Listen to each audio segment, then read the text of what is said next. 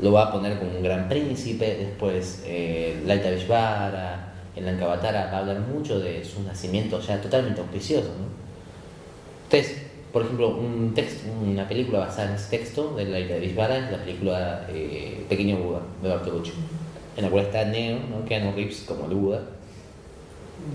Y ahí ya ustedes ven que les voy a contar más o menos las leyendas. Esa es una aproximación. La aproximación mahayana es que en realidad Buda lo que hay es un concepto que es, digamos, una cualidad de la realidad completa que se emana a sí mismo, es lo que se llama la doctrina del Trikaya. Hay un movimiento, digamos, un tropismo hacia cierta compasión dentro del cosmos, y eso que se llama Dharmakaya emana una forma, digamos, salvífica, luminosa, un concepto puro que se revela en algunos casos, que es el Sambhavakaya, y luego eso, de ese concepto puro, se influencia a seres físicos, que ese es el Nirmanakaya, ¿no? Podríamos pensarlo como una forma, si bien esto no es un descenso, sino que coexiste al mismo tiempo. Un Buda tiene tres cuerpos en estas escuelas, que es el cuerpo, digamos, lo que se llama el cuerpo de la realidad completa, el Dharmakaya, es algo que es totalmente fuera de conceptualización. Luego un cuerpo que es como el símbolo, es un sistema simbólico que muestra una parte del Buda, por ejemplo, Chenrezig, ¿no? O Kuan Yin o Yatigarba, que son abstracciones o simbologías de algo que es el Buda. Y luego está el cuerpo físico, que sería Buda Shakyamuni. En ese sistema, un mantra, una stupa, una imagen del Buda son nirmanakayas.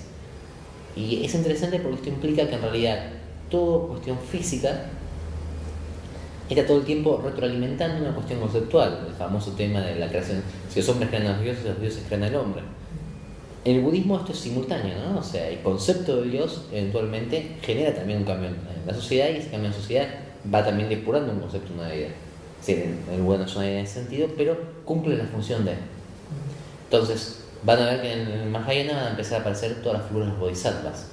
Seres que se entiende que no son históricos, pero que representan algo mediante lo cual nosotros podemos encontrarle un sentido a determinadas partes de nuestra existencia.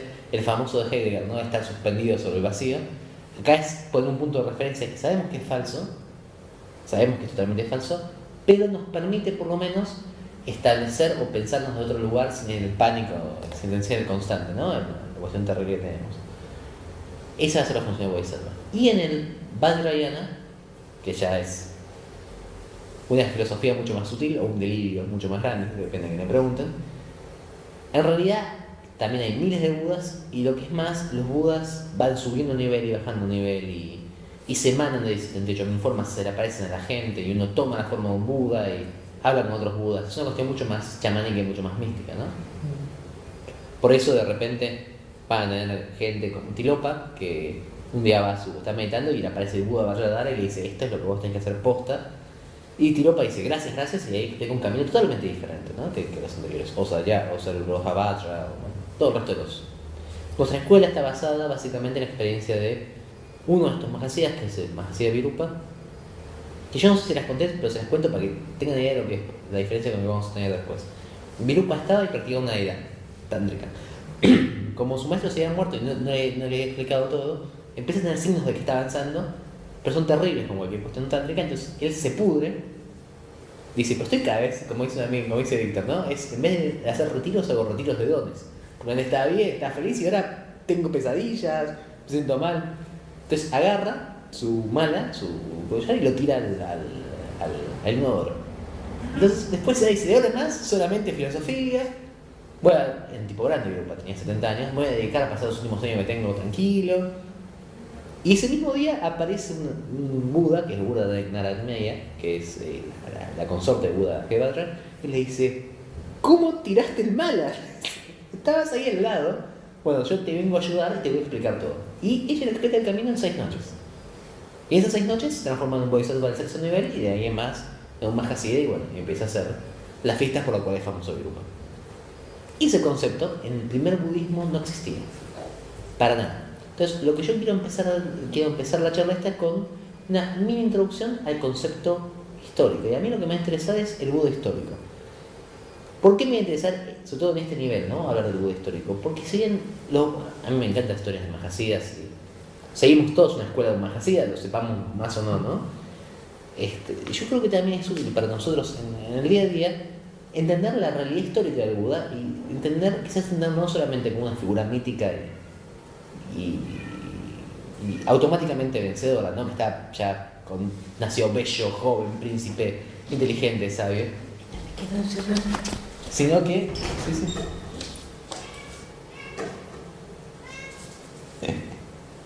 yo te dije que sí escapar.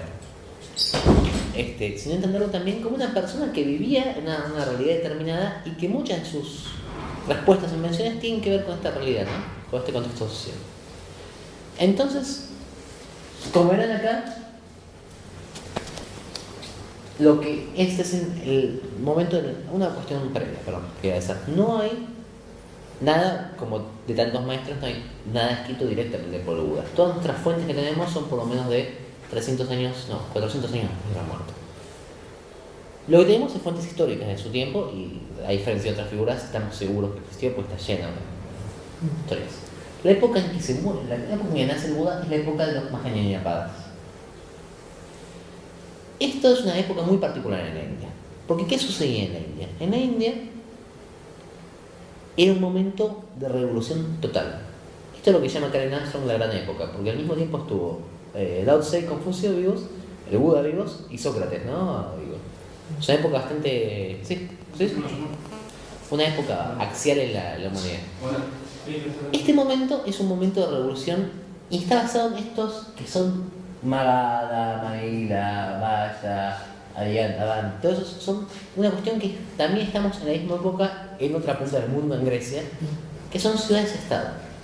Estamos en un contexto en el cual el gobierno más centralizado había sido destruido y había pequeños ciudades-estado de reyes que de alguna forma podían trabajar coordinados entre ellos y podían tener un cierto, ¿cómo les puedo decir? Podían tener un cierto trato más o menos amistoso. ¿Y esto por qué es extraño en la India?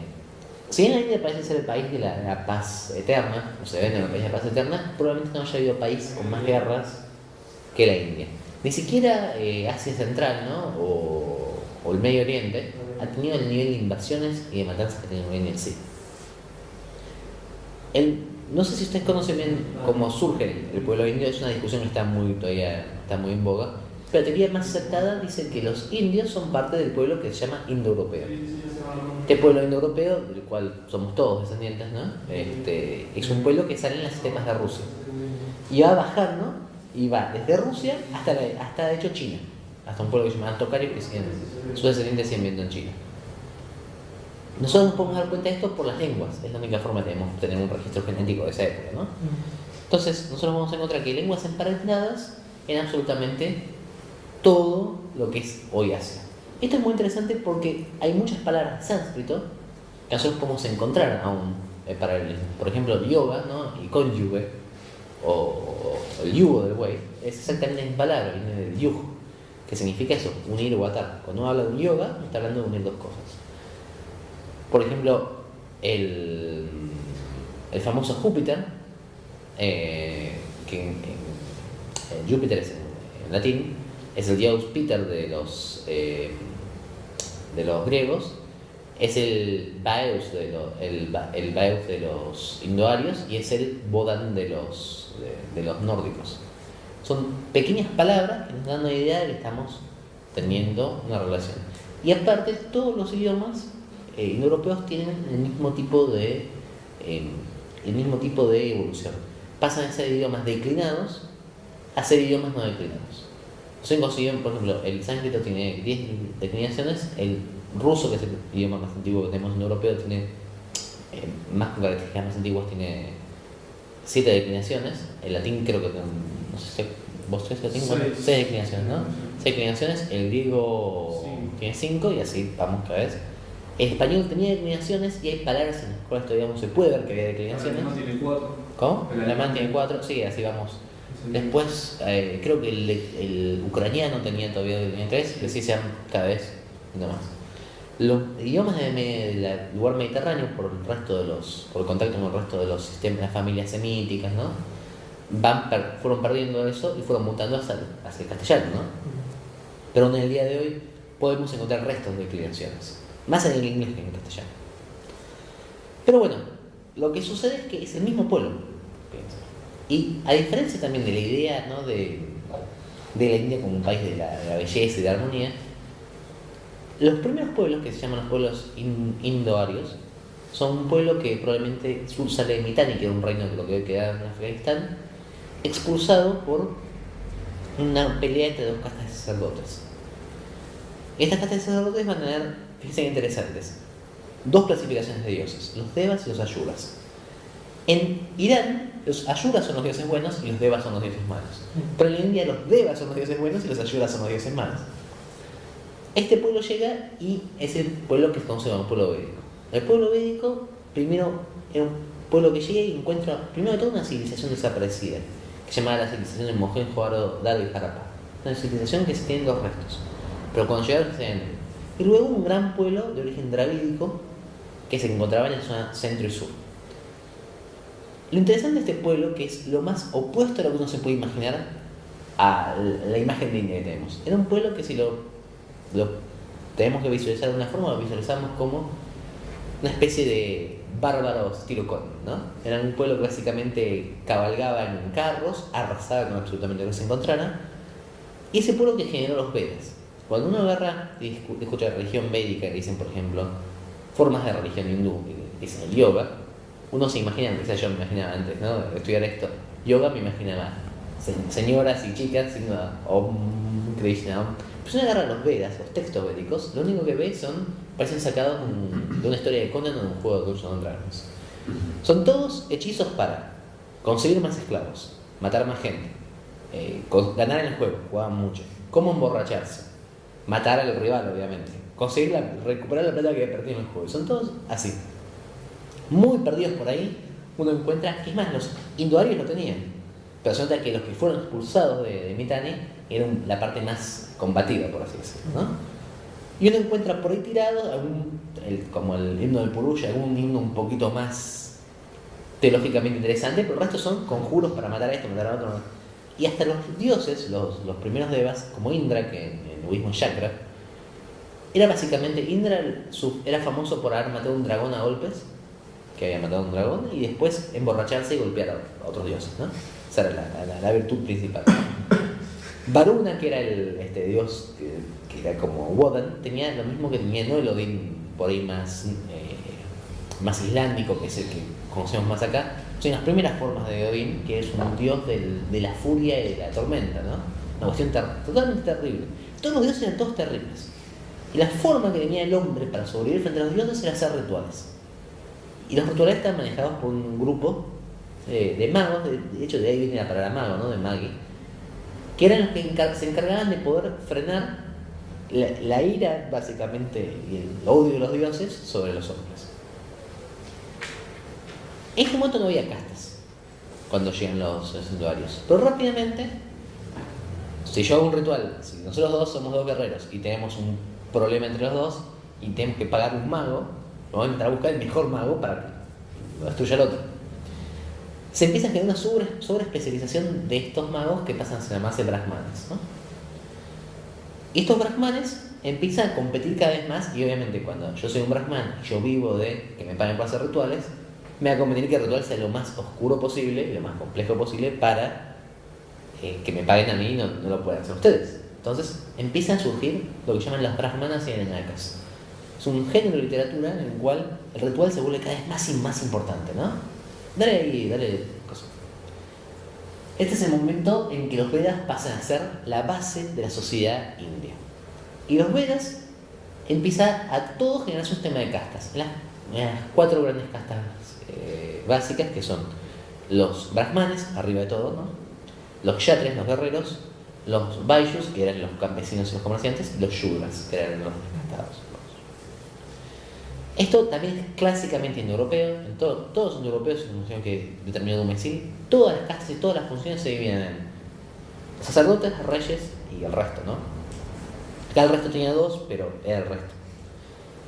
Y de repente, hasta para que se corone un rey, va a tener que haber una discusión entre a cuál sacerdote le pago. Y los sacerdotes van a decir, bueno, pero yo no me tenés que pagar a mí, tenés que pagar a todo este grupo de sacerdotes. Y los rituales se vuelven haciendo cada vez más fuertes. Esto hasta el día de hoy sigue.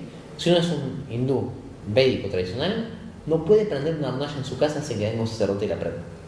No estoy jodiendo, porque es el dios Agni. Entonces, le paga uno a un sacerdote, obviamente se le paga por mes, porque viene todos los días, y le prende el fuego en la casa. Así con absolutamente todo. Entonces, como esto se va encasillando cada vez más las tareas de cada persona, empiezan a surgir la idea de las bardas, ¿no? Las castas. Y como los que plantean esto son los brahmanes, empieza a sacar un texto, justo un texto perdido ahí de Rig Veda, que no habla de guerras o de orgías, sino que habla de que el mundo se crea en parte. Los dioses, obviamente, son los dioses hindúes como son, no es que crean al hombre para vivir feliz en un lugar, sino que matan a un gigante y de sus pedazos surgen y crean a los hombres para que trabajen para ellos. Entonces, obviamente, los brahmanes dicen, bueno, de la cabeza quién viene, los brahmanes, ¿no? Y el resto vinieron de las piernas, de los pies, de los muslos, ¿no? Entonces empieza a haber un comercio cada vez mayor. Y lo que pasa es que interesante en las brahmanas y las arañacas es que el brahman empieza a ser más poderoso que el dios. Por el dios de última vos no lo ves, pero el brahman es el que si vos no le garpás te pasa todo mal. Y aparte, el tipo que sabía que no pagaba un brahman era blanco de absolutamente todo el resto de la gente que quería depredarlo, porque bueno, perdió protección mágica. Entonces los brahmanes se transforman en maestros de ritual y empiezan cada vez a acumular más rituales, lo cual empieza a generar, esto recuérdenlo porque es muy importante, una gran tensión con los guerreros. Después todos los guerreros tienen que guerrear, y era un pueblo guerrero, o sea. Y ellos llegaron, empezaron por el Barajarín del Pakistán, tomaron lo que era Pakistán, después la parte norte de India, pero el resto era lleno de shudras. Y los dasas, como decían a los pobladores dravídicos, que no eran europeos, dasa significa al mismo tiempo dravídico y al mismo tiempo esclavo, imagínense qué lindo. Entonces, constantemente tenían que avanzar. Y los guerreros, los dravidas pelean siempre en la jungla, los indios en ese momento, ya los indios védicos, era especialmente un pueblo de planicie y de carros. Ellos iban con carros de combate y luchaban con espadas, con lanzas. Un combate muy... Como vuelta, piensa en un pueblo nórdico, un pueblo más estilo combate singular. Y tenían que pelear contra un pueblo que se escondía en la jungla y los llenaba a flechazos. Y esto generó un gran recambio, por así decirlo, de forma sutil, de la casta guerrera. Pero al mismo tiempo la casta guerrera tiene que pagarle toda la plata que sacaban y tenían el 90% de los sacerdotes. Esto empieza a generar muchos problemas. Manténganlo siempre en mente porque el Buda es de la casta guerrera. Y luego, ¿qué pasaba? Se vuelve tan técnico el manejo de rituales que deja de ser una cuestión de religión a transformarse en un skill. Algo que uno hace y que lo importante no es cuán más cerca esté del dios o la vida que lleve, sino la habilidad de performance que uno tiene, ¿no? Como uno cante el sánscrito, no importa que una persona tenga una inclinación espiritual o no, debe ser una simple cuestión de habilidad. Y eso da lugar a lo que se llaman los Upanishads. Esto es un movimiento que es genérico en todo el hinduismo. Después ya en las arañacas uno empieza a notar que hay un grupo de gente que se llaman colectivamente los rishis, rishi significa sabio, que empieza a plantearse el tema de la espiritualidad no pasa por saber cantar sánscrito más logro de la persona, no pasa por tener una voz más fuerte o por tener un mejor vestido, sino pasa por una exploración de uno mismo. Y empieza a surgir la idea de que uno tiene que retirarse a estudiar algo solo y luego uno puede pasar ese conocimiento a uno o dos discípulos sentados uno al lado de otro. Pasa a ser Smriti, lo revelado por los dioses, a ser Shruti, lo que el maestro cuenta. Por eso siempre la imagen de Upanishad es el discípulo al lado de un maestro. Y esto es interesante por otra cuestión.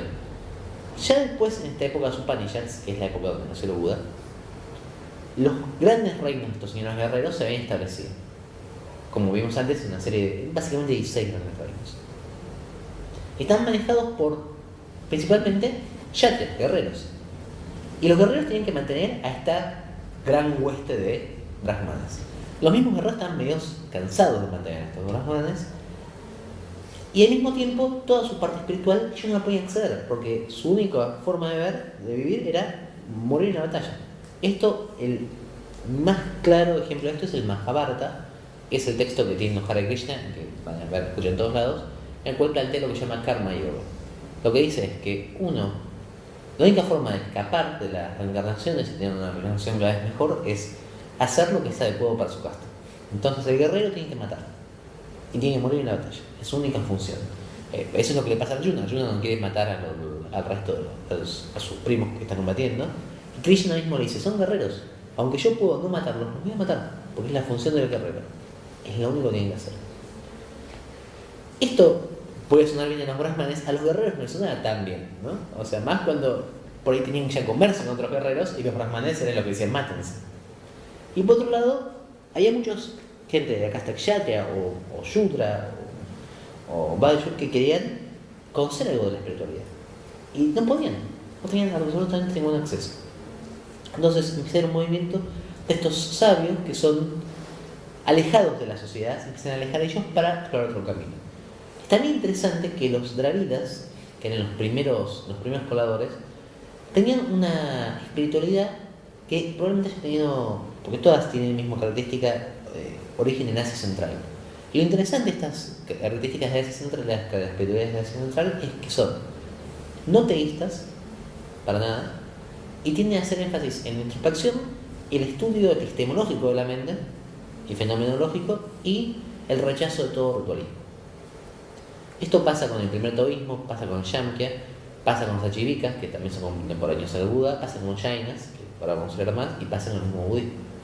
Todo el budismo que surge, toda la parte que surge cercana a Asia Central y que tiene una corte más dravida, es justamente lo contrario de la forma védica, ¿no? Que viene a ser ritualista, con énfasis en los dioses y en los sacerdotes.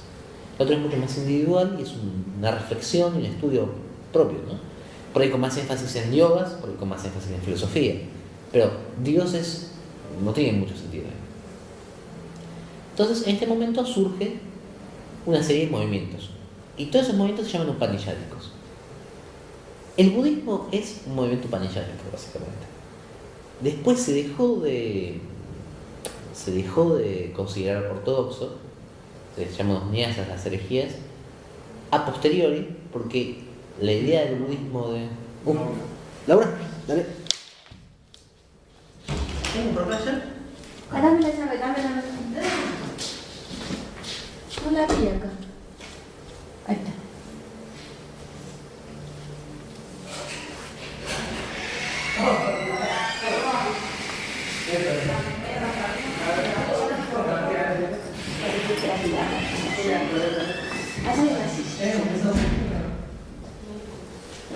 Chicos, hay pancitos ahí, ¿quieren pasar? Hola. Hola. ¿Cómo te va? Hola, buenas. ¿Quieren un té? ¿Té? No. Chicos, ahí hay sillas.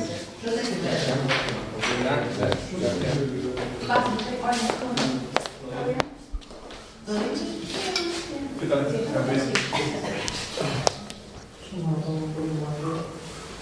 Ahí hay pancitos, chicos, si quieren comer. Gracias. ¿Dónde está? Ya que no hemos movido todo.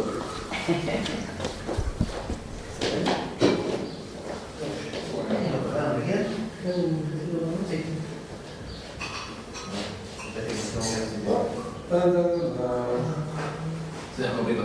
Ya está. 15 segundos. ¿Ponemos el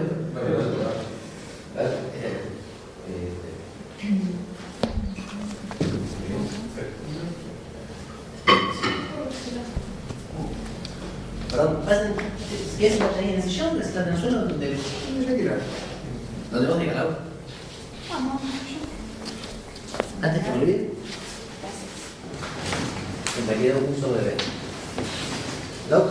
Después, se lo pagamos, perdón. Sí. Acá tienes el trozo del diario. No hay problema. Bueno, perdón, estamos contando el entorno histórico en el cual surge Buda Shakyamuni. Entonces les decía, el tema principal que pasaba en este momento era que existía esta búsqueda totalmente no teísta y más individual frente a la cual la religión ortodoxa del brahmanismo o del vedismo estaba no en contra, pero por lo menos no los reconocía. De cualquier forma, la clasificación del budismo como herejía va a pasar después con el tema de la Dhamma. Pero, no, es que me olvidé que esto en casa. Entonces, ¿qué surge? Un caso clásico que podemos ver, que es interesante, es el caso de Mahavira y los diferentes Jainas, los diferentes Tirthankara Jainas. Aunque parezca el Buda, este es Mahavira.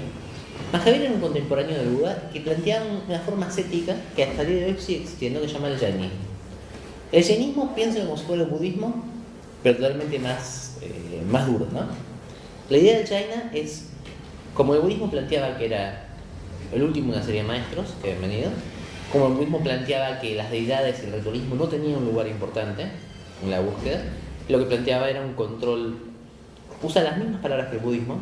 Esto es interesante porque el Buda no es que crea conceptos nuevos, sino que resignifica algunos conceptos, pero tiene una teoría del karma, tiene una psicología muy interesante, tiene una tipología psicológica basada, como después va a tener el budismo en un esquema quíntuple, ¿no? Como están los yin y budas. La diferencia de esta es previa, es menos elaborada porque tenía menos adeptos. ¿Y por qué tiene menos adeptos? Porque el ideal Jaina es frenar la violencia de forma absoluta hacia otros seres e incorporar en cierta forma la violencia hacia uno mismo. Lo que plantean los Jainas es que lo que nos ata al sufrimiento es la necesidad nuestra inevitable de generar violencia hacia otros seres, caminando, tomando, comiendo. Por lo tanto, la idea de Jaina es dejarse morir de hambre. Y esto es una forma bastante más dura. Es entendible que no tenía tantos adeptos, pero en ese momento era el nivel de dureza que tenían aquellos que se alejan de la sociedad. Recordemos que todas las metáforas que tienen, todas las palabras de concentración budista tienen que ver con el hecho de estar muerto. Cuando uno dice absorción, cuando traducen samadhi, los diferentes samadhis por absorciones, en realidad etimológicamente están diciendo cuán enterrado uno está. Enterrado vivo en una tumba, ¿no? Y la túnica, la primera túnica budista, era la túnica que se le ponía a las mortajas de muerto para en ese momento morirse. Esto es interesante porque la idea de ese momento de la sociedad hindú era: o uno está inmerso en la vida que le tocó. Si uno es un guerrero, tiene que guerrear y morir en eso. Si uno es un comerciante, tiene que comerciar y morirse comerciando. Si uno es un campesino, tendrá que ser campesino hasta que se muera. Si uno es brahman, bueno, le tocó la mejor cita de todas las vidas. Pero no hay un escape de eso. Y si hay un escape, implica necesariamente ser un corte violento con la sociedad. Implica morir para la sociedad, estar totalmente afuera, no tener protecciones de reyes, no tener protecciones de nadie, de los bandidos, de nadie. Alejarse y vivir una vida totalmente austera y totalmente a la merced de lo que sea.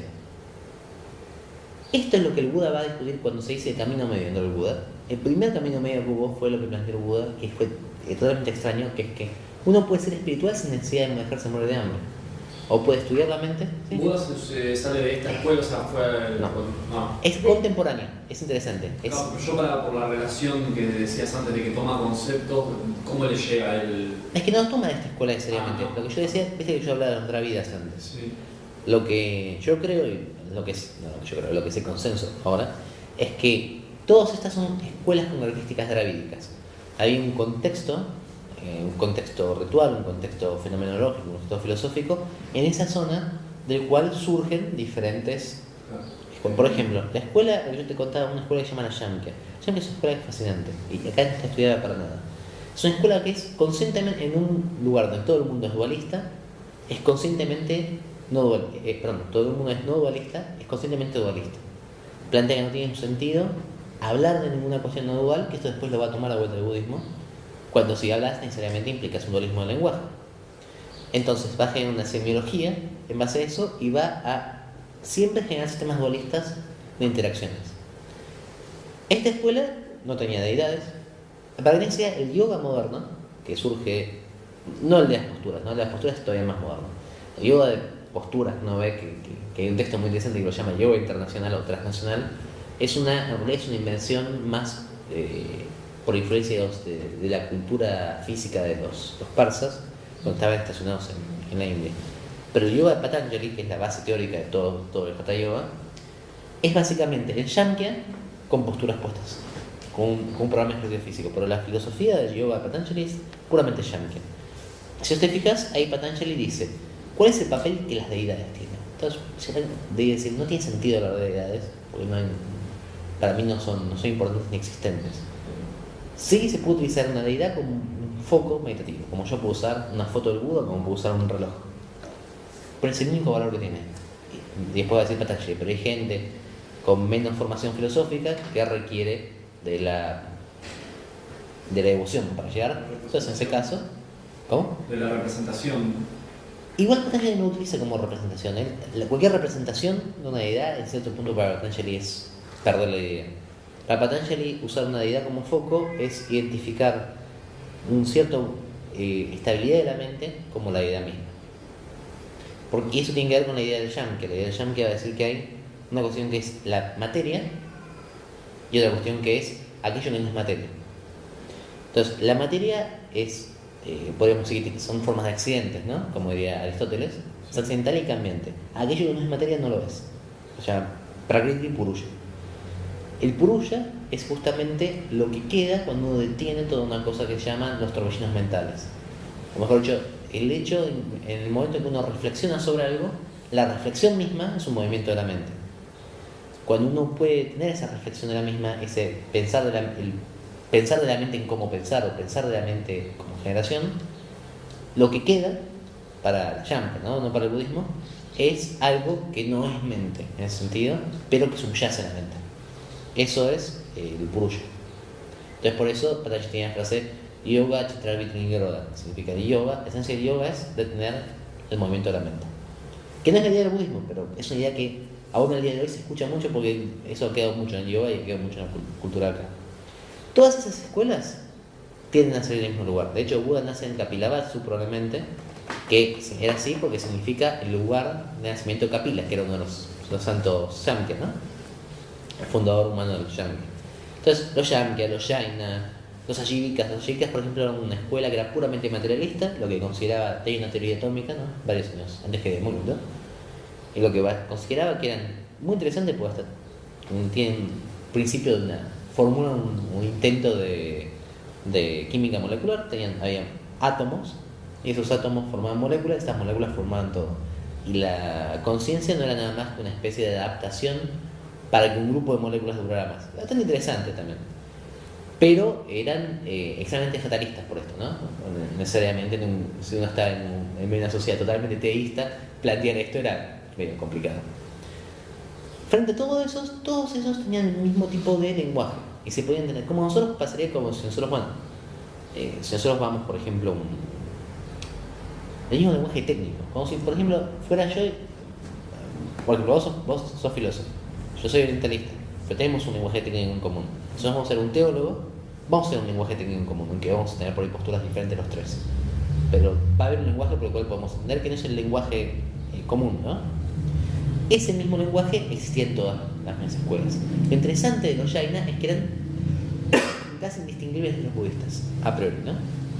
Si veías la iconografía, si veías las costumbres, si veías las meditaciones, eso ahora es importantísimo, después lo vamos a hablar.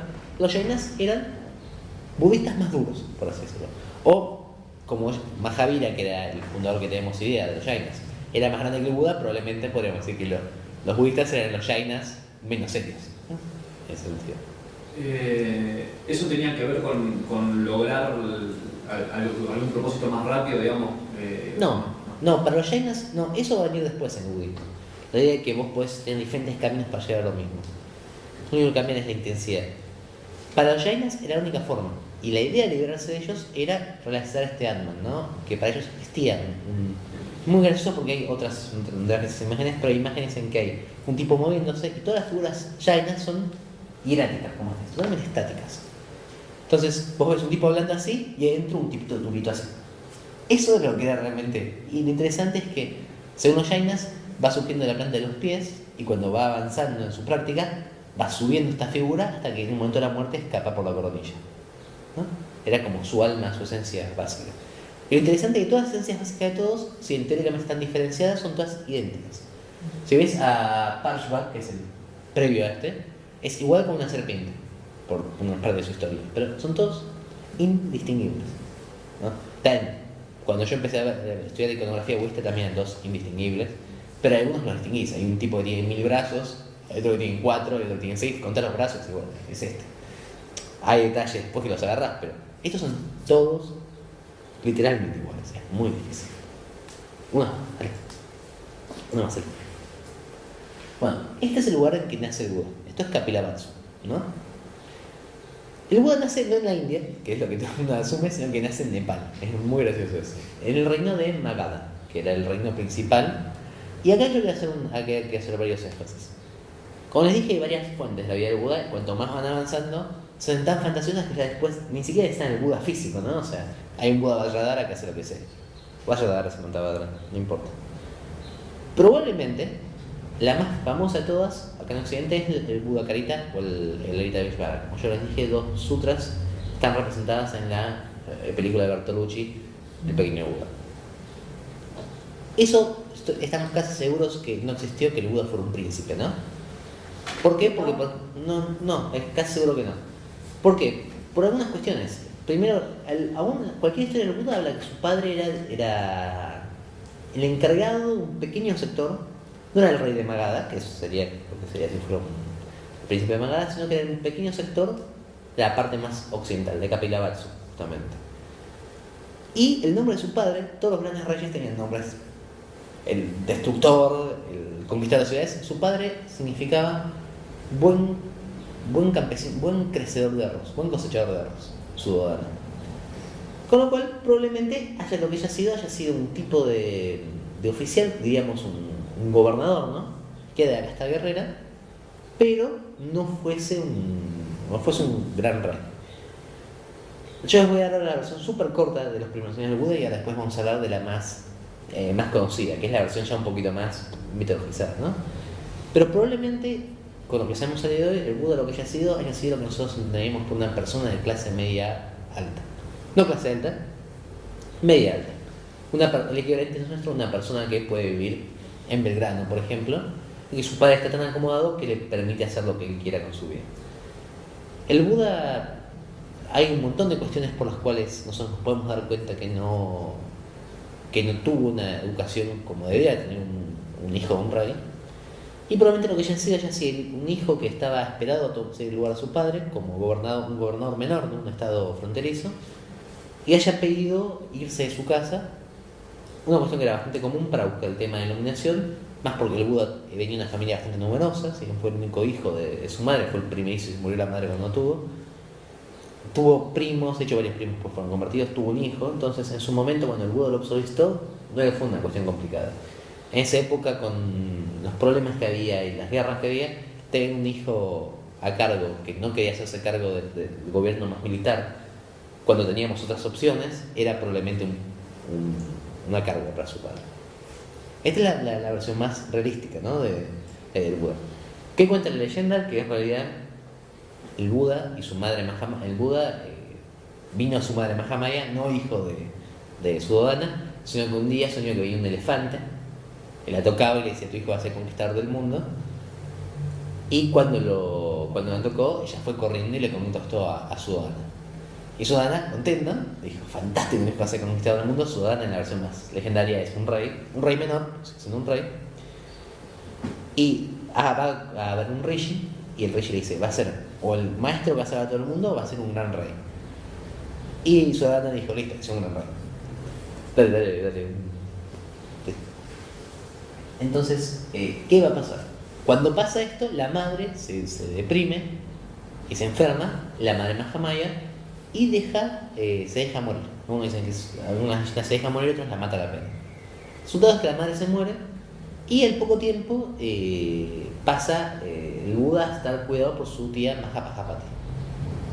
Que es muy interesante porque después es otra de las cuestiones por las que nos damos cuenta que en realidad el Buda no iba a ser probablemente el hijo de un gran rey, porque si el Buda hubiera sido el hijo de un gran rey, hubiera tenido otros tutores reales que su tía, ¿no? Hubiera tenido médicos, doctores, una serie de...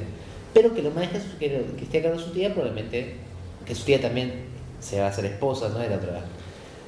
Que su tía se case con su padre más tarde, también es otro indicio de que no era generalmente los grandes reyes tenían un gran número de esposas, en este caso probablemente es una persona adinerada. Lo interesante del tema del Buda es que el Buda en todas las versiones más legendarias es criado por su padre lejos del contacto humano. ¿Por qué? Porque empieza a averiguar al padre que podía disparar una carrera de interesante en espiritualidad. Y entonces trae un grupo de rishis y nos dice, y puede ser el contacto con la gente, puede ser que vea a alguien meditar, puede ser que lea los Vedas. Entonces primero dice el padre, vamos a hacer lo imposible porque Siddhartha no toque con eso. Y lo encierra básicamente en su castillo y lo hace entrenarse en la lucha, en arquería. Lo que todo el mundo dice que el Buda era una persona bastante ducha en esos aspectos. Una cuestión interesante que de todos los grandes fundadores de religiones, el Buda era el único que realmente parecía que podría básicamente matarnos en una pelea. A diferencia, por ejemplo, Mohammed, que directamente peleó, ¿no? O el Cristo, lo que todo el mundo decía de Buda que era muy alto, extremadamente musculoso y de hecho tenía tanta pinta militar que varias veces lo que hicieron, un rey, por ejemplo, lo quiso poner en su ejército directamente. Dijo, bueno, seguí, vos seas mis carros. Y el cual el Buda siempre se le escapa un poco. Lo interesante aparte es que